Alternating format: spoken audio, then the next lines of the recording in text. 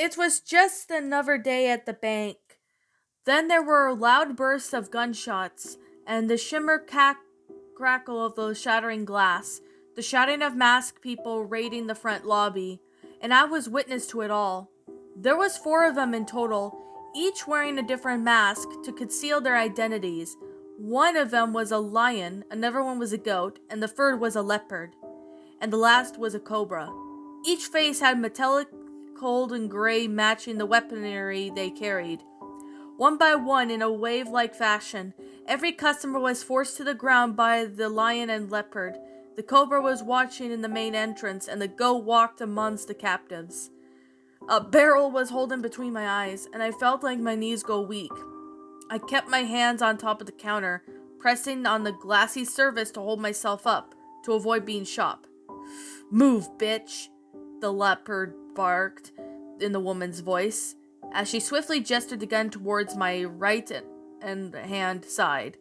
I complied and slowly sliding my legs over the counter and shaky step away from the station. "Please, I don't want..." A shearing pain struck at the back of my knee and I collapsed, hitting the horrible concrete floor with a dull thump. I cried out, but I had a little time to recover. I raised my head ever so slightly, only to feel the hard rubber sole of a boot holding onto my temple. I choose against speaking out to anyone. Looking around the room, I caught a glimpse of the goat-masked figures slowly making their way through the piles of innocents. They seemed to be looking for something, or perhaps someone. After watching them with the aspect of the captives for an excruciating amount of time, the eyes of the goat mask finally met mine, and they barely briskly walked towards me, whether it was my red shirt that stood out, or the fact that the leopard was keeping a hold of me. I had no clue. The boot was lifted from my head, and the gloved hand yanked me to the knees. Swallowing, I kept my blurry, watery gaze on the goat-masked criminal before me, waiting for them to make a move. Finally, they decide on what to do. Instead of just hoovering inches away from my forehead, I felt the metal of the barrel pushing against my teeth, clanking and clicking roughly against them. My heavy heart began to beat endlessly, and I resisted the urge to cry. "You're going to open up the vault, got it?" the goat-faced man said. I was too frightened to respond. He even answered my fearful sentence and simple metallic click as he cocked the back of the hammer of his gun. "I'm waiting." I nodded as well as I could, fighting against the barrel's position. Just the fact of nodding was difficult with just one jostle, and that trigger would have gone off right then and there. That's why I screamed when the blast of gunshot rang out, but after feeling the barrel being ripped from my mouth and the pain that it left, I realized that I was still alive. But if it had not been me, then my eyes would have been racing around the room, and to my left I saw it. Rising up in a dusty beam of sunlight, a smoke of a revolver held by the lion. The goat groaned and then aimed over the fired my direction. The bullet ripped through my side, and I finally cried in pain. In suffering fear, I gripped my side as best I could, lying there on the floor, trying not to black out. I felt a kick to the back of my head as the leopard stepped over my body and advanced over the lion, as if nothing had happened. "Are you kidding? Are you joking with me?" the goat yelled, supposedly at the lion. "This is the 5th time you've done this." "I'm sorry, man," the king of the jungle answered, the sense of worry hindering his ability to sound strong. "The trigger, it was so touchy." The goat's voice was drowned by the sudden screams of the public and the thunderous applause of the cobra's shotgun that rained them down. Each boom could cut down more innocent lives, and my heart felt like it was going to explode by the emotional pressure welling up inside me. Body after body, limbs and torsos, and all spilled onto the floor, sickening wet thud. Some even tried to get up and escape, but the leopard helped in taking those ones down by finishing off any stragglers. My brain couldn't even ask myself why 50 million times. I simply froze. As the shooting died down, I could finally make out the conversation right, and it was getting louder and harder to retain my consciousness.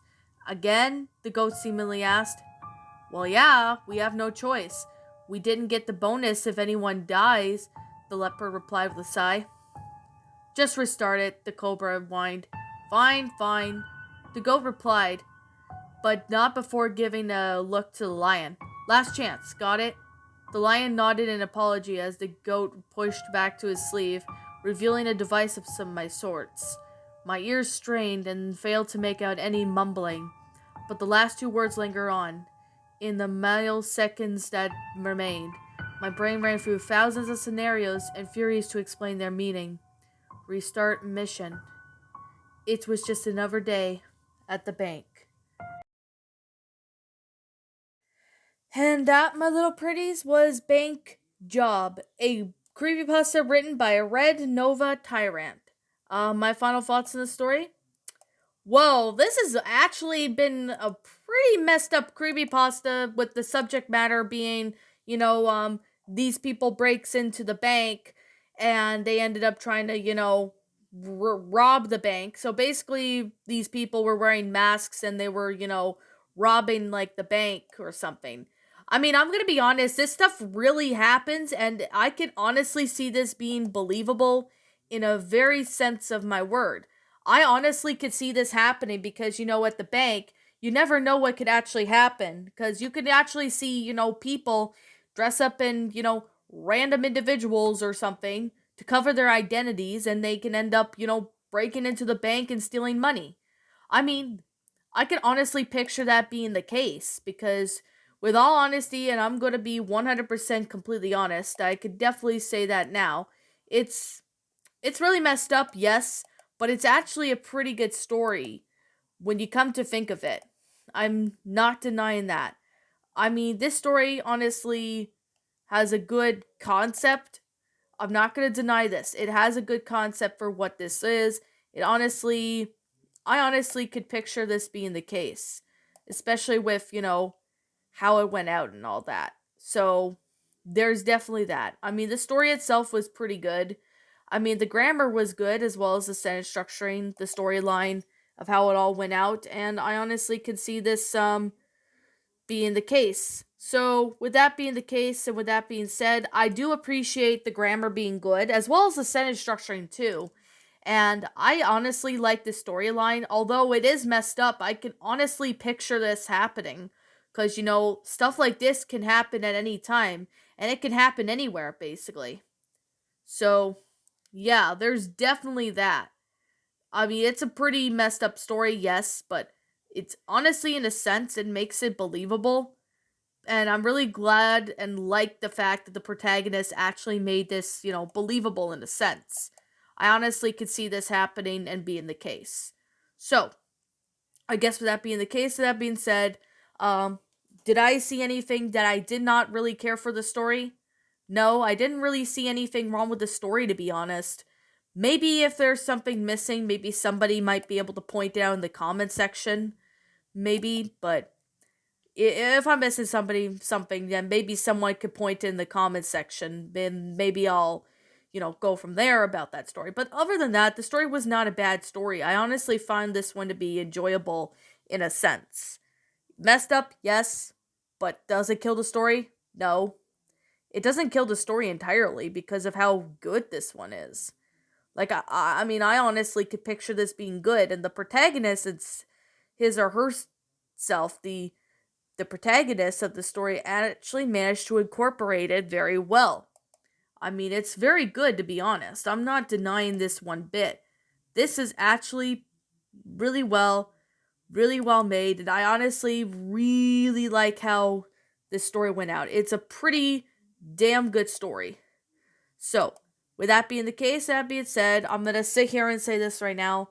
Like I'm gonna say, it's just simply my own personal opinion. If you happen to disagree with me, that's fine too. We're all entitled to our own opinions regards to these creepypastas, and this is simply my own personal thoughts.